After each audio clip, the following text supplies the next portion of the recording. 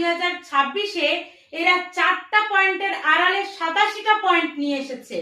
দেশের খেটে খাওয়া জনগণ তো পয়েন্টগুলো বুঝতেই পারছে না, ওরা হ্যাঁ ভোট দিবে না না ভোট দিবে, এটা কিভাবে সম্ভব? যে কোনো একটা বিষয়ে আপনি হ্যাঁ বা না দিতে পারেন, যে 87টা বিষয়ে আপনি একসাথে কিভাবে হ্যাঁ বা না দিবেন, এটা তো সম্ভব না।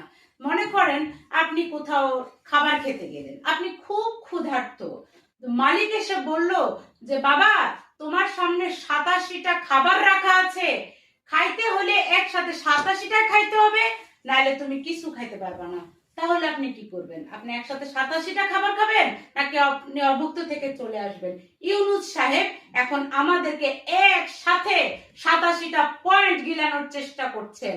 আরে সহজভাবে বলে দিলেই তো হয় যে তিনি এই বাংলাদেশে আরো আগামী 50 বছরের ক্ষমতায় তাকে আমরা দেখতে চাই, হ্যাঁ না না, এত নাটক সিনেমা